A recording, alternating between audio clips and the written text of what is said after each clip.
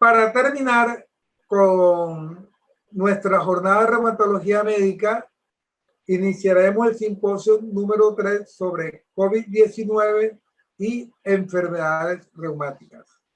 La primera charla nos la dictará la doctora María Costanza Latorre, quien es médica internista reumatóloga de la Universidad Javeriana y Universidad Militar. Es reumatóloga del Centro Country Médica y su directora de la Educación Fundación Caire en Bogotá. La doctora María Costanza Latorre, quien es barranquillera de adopción, pues ha estado muchas veces en Barranquilla en estos eventos, tanto en Reuma Caribe como en este evento de la jornada médica. Esta probablemente es su tercera o cuarta vez que nos acompaña. Ella nos va a hablar sobre, en vida real, tratamiento de la artritis reumatoidea en época de pandemia. Bienvenida, doctora. Gracias. Quiero agradecerles a todos esta asistencia virtual, como nos toca en este momento de pandemia, y especialmente al doctor Salas por esta gentil invitación para compartir con ustedes una experiencia muy interesante con relación a los pacientes con artritis reumatoide y su tratamiento en esta época de pandemia. Gracias. A continuación, vamos a iniciar la conferencia. Entonces, como se dan cuenta, vamos a compartir la experiencia que tenemos en vida real con este grupo de pacientes que es tan especial por su condición de enfermedad, por sus comorbilidades y por el tratamiento al que están sometidos por la misma enfermedad.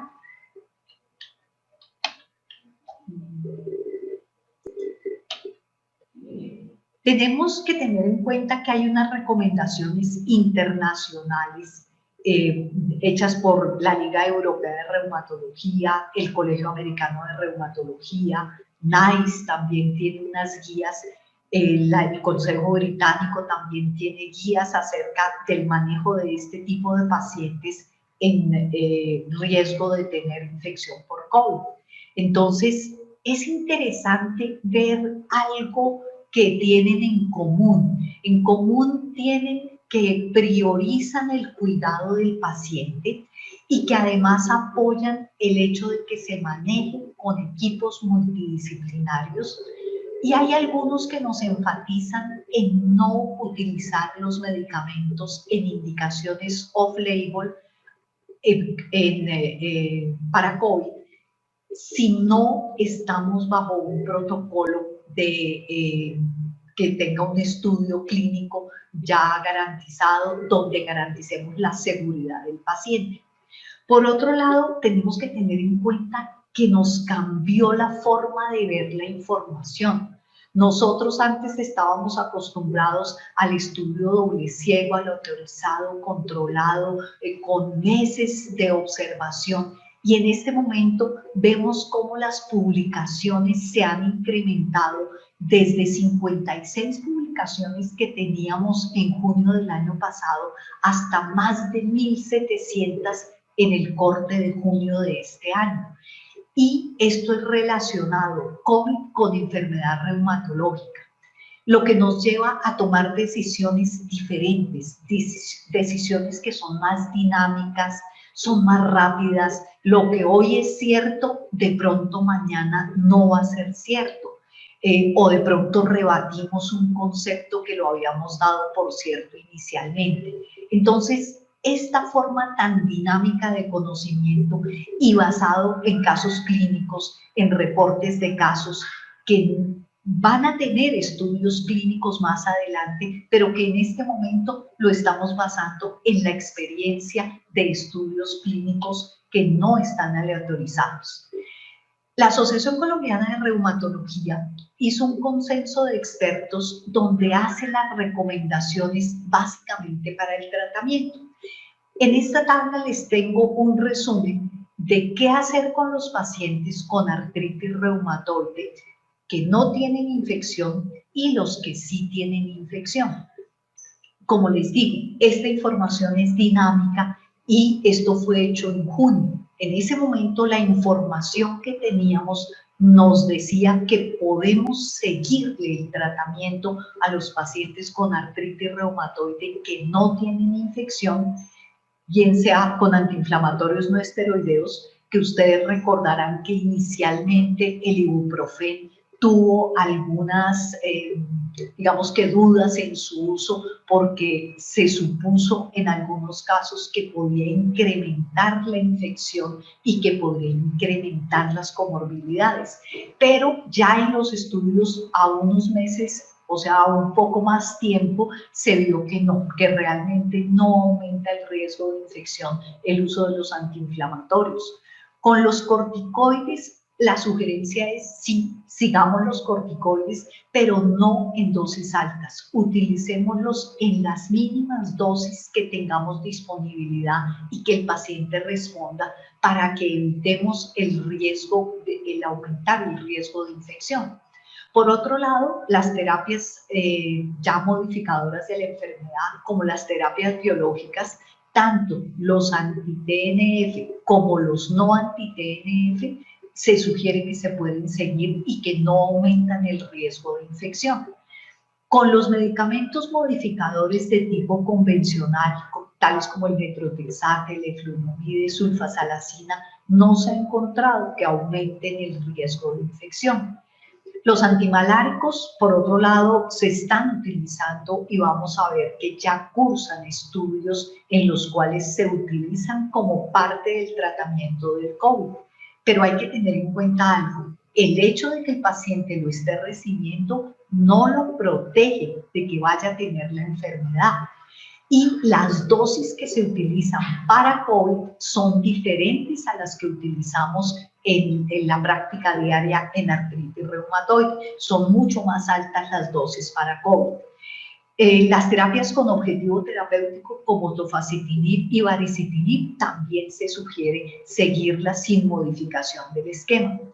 Es diferente el caso si el paciente tiene infección. Si el paciente tiene infección, las únicas drogas que está recomendado continuar en este momento son los antiinflamatorios, los corticosteroides y la hidroxicloroquina. Los demás medicamentos se deben suspender y la reiniciación se debería hacer de acuerdo al paciente. Lo que sugieren la mayoría de las recomendaciones es que mínimo habría que esperar 2 semanas, y esto si el paciente ya se recuperó totalmente. De lo contrario, es probable que la suspensión tenga que ser más prolongada. Entonces, ahora bien, ¿cómo llevamos esto a la práctica clínica? ¿Qué nos ha pasado? ¿Cómo hemos vivido esta pandemia con los pacientes? La actitud de los pacientes es crítica.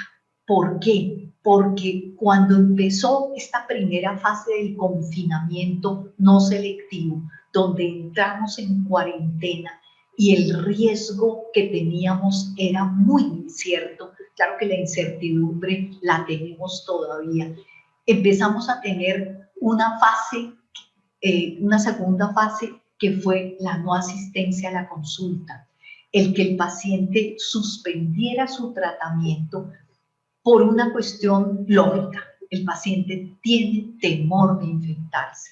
El paciente lee y en el inserto del medicamento dice que le aumenta el riesgo a las infecciones. Entonces, con todo el sentido común, el paciente dice en este momento: yo quiero suspender mi tratamiento, yo estoy bien, yo quisiera parar el tratamiento 1 o 2 meses.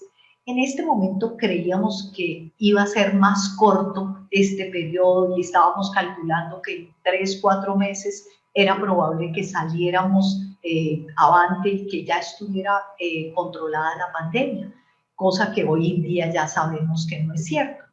Además, los pacientes manifiestan el temor de salir a la calle a ponerse el medicamento o de que una persona extraña llegue a la casa a colocárselos. Y me decían muchos pacientes: esa persona que me viene a colocar el medicamento ya ha pasado por 2 o 3 o 4 casas ha recorrido todo Bogotá, entonces yo tengo temor de que me pueda traer el virus y que me pueda contagiar. Eso lo vemos claramente reflejado en las prescripciones de MIPRES. Cuando se hizo este análisis en el Ministerio de Salud, se encontró que entre marzo y abril las prescripciones cayeron 40%. 40% de los pacientes no recibieron el medicamento y no lo reclamaron. Igual pasa con las prescripciones que no son de MIPRES. La caída en estos 2 primeros meses fue muy importante y fue preocupante porque este es número de prescripciones en general. Estamos hablando de enfermedades hematológicas, enfermedades oncológicas e incluso todas las reumatológicas. Entonces, en este momento pasamos a una fase 3. Ya estamos hablando de 4, 5 meses de pandemia, ya se empiezan a liberar un poquito las restricciones y empezamos a tener recaída de los pacientes que habían suspendido los medicamentos. Entonces, en este momento, ya con los pacientes en recaída y ya teniendo un aumento de la demanda de la consulta, empezamos a buscar soluciones, las cuales se empezaron a utilizar, como por ejemplo la telemedicina desde el principio de la pandemia, y fue una de las mejores soluciones que tuvimos en ese momento porque nos garantizó tener contacto con el paciente, poderle hacer seguimiento. No obstante, el paciente seguía con temor. En este momento se dan cambios de administración de la vía. Entonces el paciente le dice a uno, mire, yo no quiero recibir intravenoso porque me toca ir allá, desplazarme en transporte público, esperar con una cantidad de gente, ¿por qué no me lo cambia subcutáneo? Entonces algunos pacientes pidieron eso, otros pacientes le dicen a uno y no hay una alternativa por vía oral. Entonces se empiezan a hacer algunos cambios para adaptarse a las condiciones de vida del paciente, a la condición general del paciente. Y hay unos que tienen suspensiones temporales porque definitivamente no quieren recibir en este momento el tratamiento porque ellos consideran que están bien, no tienen dolor, no tienen rigidez, están haciendo sus actividades normales, entonces ellos persisten en su idea de suspensión temporal.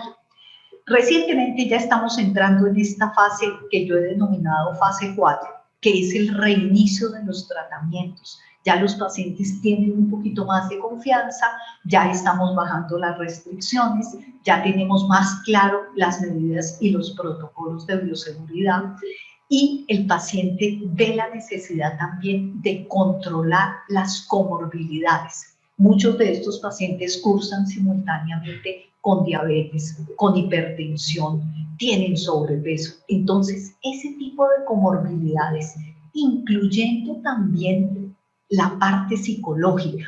En este momento tenemos pacientes que están entrando en depresión, que nos han hecho episodios incluso de pánico, porque la incertidumbre con el virus es de tal magnitud que los pacientes empiezan a tener ideas catastróficas de su desenlace y hace que tengamos que intervenirlos de una forma multidisciplinaria, que incluyamos a psiquiatría, a geriatría, a la parte de medicina interna, para tener un equipo completo para darles apoyo. En ese momento ya seguimos entonces con consulta presencial y telemedicina, aplicaciones que pueden ser domiciliarias o incluso envío del medicamento a nivel domiciliario y se mejoran los protocolos de seguridad. Esto lo hemos reflejado en las consultas. Este es también, la fuente es el Ministerio de Salud en CISPRO. Ellos hacen un promedio de consultas del 2019 en enfermedades musculoesqueléticas y estamos más o menos alrededor de 870.000 consultas al mes en el 2019. En marzo caemos a 300.000 consultas. Entonces, estamos teniendo una cantidad de pacientes que venían regularmente siendo atendidos que dejan de ser atendidos. Ya en junio empezamos a subir un poco el volumen de consulta y de atención a este grupo de población.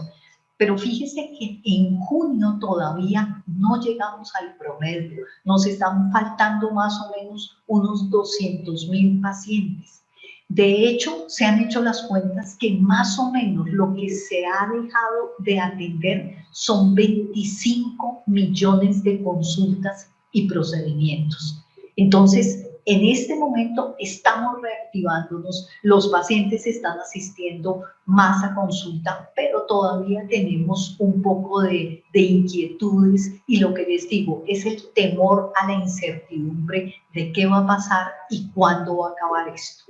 Entonces, nuestra nueva realidad en la consulta es adaptarnos a una nueva medida de bioseguridad, utilizar el tapabocas, las caretas, los vestidos antifluidos, tener el distanciamiento de los 2 metros, la temperatura, el control de temperatura antes de que el paciente entre a la consulta, el lavado de manos, insistir en el uso permanente de la mascarilla. O sea, ya esto se tiene que volver parte de nuestro diario vivir. Entonces, en esto, ¿cómo vemos que las guías las vamos a aplicar en la práctica o las estamos aplicando? En general, lo que nosotros pensamos y se lo transmitimos al paciente es: si usted no tiene COVID y tiene todas las medidas de seguridad, puede seguir aplicándose los medicamentos, puede seguir tomándose sus medicamentos, intentando, como les digo, con los corticoides especialmente, no suspenderlos súbitamente, sino disminuirlos a las mínimas dosis. Por otra parte, en este momento tenemos otra situación, que son los estudios clínicos con diferentes medicamentos.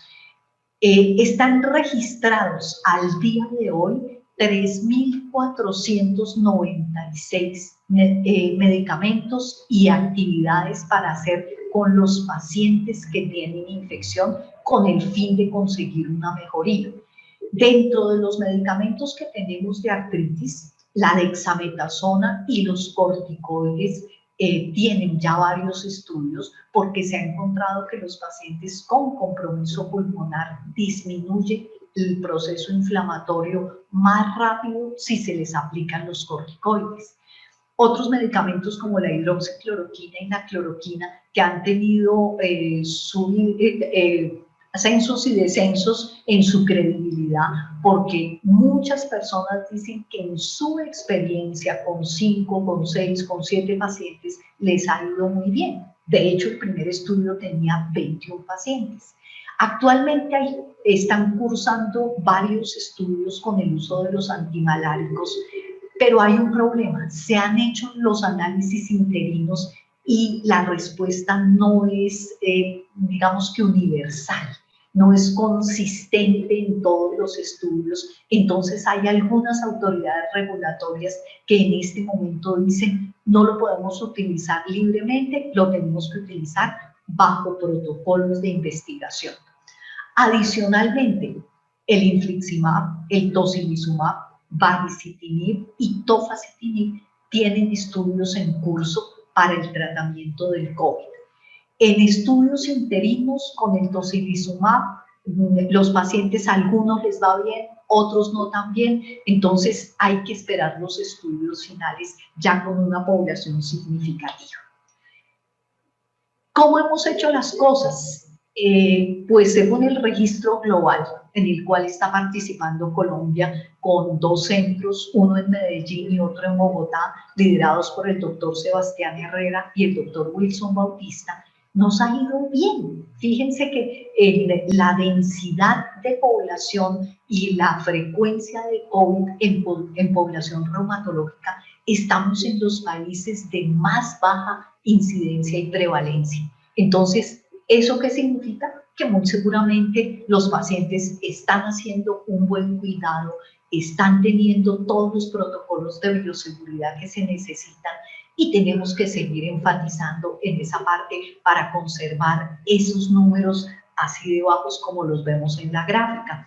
En Europa no les ha ido tan bien. En Europa, por ejemplo, en Francia, en España y en Italia tienen un alto porcentaje de pacientes que tienen infección con enfermedades autoinmunes. Les voy a mostrar, ya para finalizar, brevemente la experiencia que yo he tenido con pacientes de reumatología en la consulta desde marzo hasta septiembre de este año. Entonces, lo primero que les tengo que mostrar es que la suspensión inicial fue en 40% de los pacientes. De marzo a mayo, 40% de los pacientes me dijeron, no quiero recibir tratamiento. Déjenme así, yo estoy bien, esperemos a que pase esto.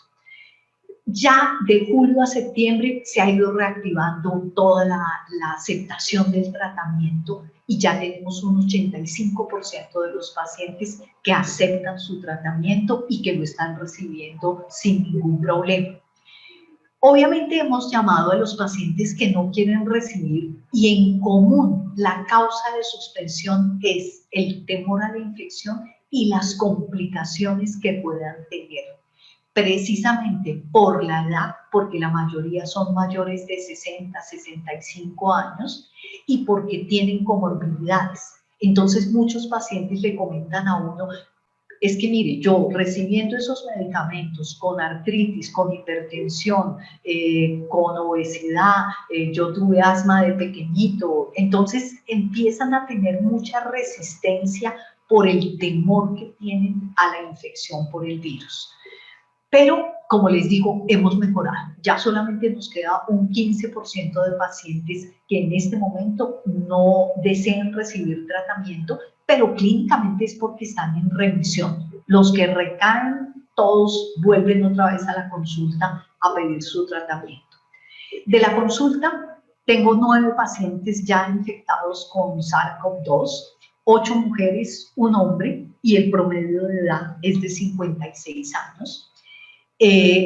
Dentro de las enfermedades reumatológicas que he encontrado, 4 han sido con osteoartrosis, pero todos los 4 han tenido comorbilidades, hipertensión, diabetes y obesidad. 2 pacientes con artritis reumatoide, pero curiosamente con tratamiento con DIMAR convencionales. Ningún paciente que tiene ni terapias biológicas ni terapias con objetivo terapéutico, como tofacitinib o baricitinib, ha presentado infección de este grupo de pacientes que yo le hago seguimiento. Una paciente con lupus eritematoso sistémico embarazada, en tratamiento con antimaláricos, tiene la enfermedad. Lo interesante de esta paciente es que no está en Colombia. La paciente viajó a los Estados Unidos previo a que se cerraran fronteras y en este momento se quedó allá, le tocó pasar la enfermedad, pues se contaminó, de hecho en Estados Unidos, le tocó pasar la enfermedad, ya tuvo su parto, parto bien, producto perfecto, sanito, entonces ella todavía no ha regresado a Colombia. Una paciente con Raynaud y también embarazada. Incluso es interesante porque ella embarazada tiene al 4.º mes de embarazo fue la infección por COVID y ella infectó a la mamá porque la mamá la estaba cuidando porque el esposo tenía que estar fuera del país. Entonces, esta parte me parece interesante porque muchos se han infectado en su propia casa y se infectan. Uno tiene la infección, infecta el esposo, infecta a la esposa o la mamá infecta a la hija. Y una paciente con lupus discoide en tratamiento con antimaláricos. Entonces esto me apoya la teoría de que el recibir antimaláricos no necesariamente protege al paciente. 6 de estos pacientes fueron totalmente asintomáticos, o sea, se dieron cuenta es porque el familiar tenía la infección, que fue sintomática, les toman la prueba y ellos salen también positivos. 2 tuvieron síntomas leves, incluso una de las pacientes me refería que no tenía trastornos del olfato, de no tener olfato, de pérdida del olfato, sino que lo que presentó fue sensación, ella tenía la sensación de que todo le olía raro, le olía, ella me dice, como a basura, como, me olía raro todo. Y cuando empecé a decir, oiga, ¿será que el camión de la basura pasó? ¿Será que hay algo, algún animal?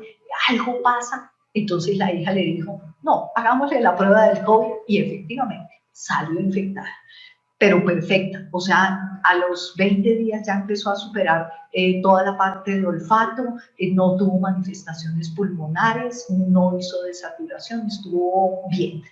Solamente una paciente requirió hospitalización, precisamente una de las pacientes con artritis reumatoide. Ella está en tratamiento con metronidazole y leflunomide. Ella había suspendido el medicamento cuando empezó a tener síntomas, pero los síntomas que hizo sí fueron síntomas respiratorios, hizo una neumonía por COVID, no ameritó unidad de cuidado intensivo, pero sí estuvo hospitalizada por un tiempo prolongado, estuvo casi 20 días hospitalizada, pero salió bien, sin secuelas en este momento, con el pulmón bien. Entonces, esa es más o menos la casuística que les quería mostrar de lo que yo he visto en mi práctica. Y para terminar, en conclusión, ¿qué les puedo decir yo de esta experiencia de la vida real? Definitivamente las recomendaciones, tanto nacionales como internacionales, de tener todas las medidas de bioseguridad para estos pacientes muy estrictas, insistirles que no bajen la guardia, que sigan con el tapabocas, el distanciamiento es clave y el lavado de manos. Esa parte es crítica para los pacientes. Cuando yo hablaba con los pacientes que se han infectado, ellos me decían, de pronto yo bajé la guardia, de pronto me visitaron los vecinos, no estaba utilizando el tapabocas adecuadamente. Entonces, esta es la parte que yo considero más importante en enfatizarle a los pacientes. Como segunda medida, pues, los medicamentos modificadores, mientras el paciente no tenga la enfermedad, se podrían seguir con un seguimiento, como siempre lo hemos hecho, con su seguimiento paraclínico, con su seguimiento clínico, y en caso de que el paciente, de que se justifique, se puede disminuir la dosis si el paciente entra en una remisión prolongada. La selección del tratamiento para los pacientes nuevos. Cuando yo tengo un paciente nuevo que voy a empezarle terapia biológica o que le voy a empezar a timar con objetivo terapéutico, hay que involucrar al paciente. Hay que ver qué es lo que le queda más fácil. Si le queda más fácil la vía oral, la vía subcutánea, qué es lo más sencillo para él y lo que se puede adaptar a su estilo de vida. Por eso siempre tenemos que tener en cuenta la opinión del paciente, porque si el medicamento le sirve, el paciente tiene que tener adherencia a ese tratamiento. Bueno, por el momento no es nada más. Muchísimas gracias y es todo por el momento.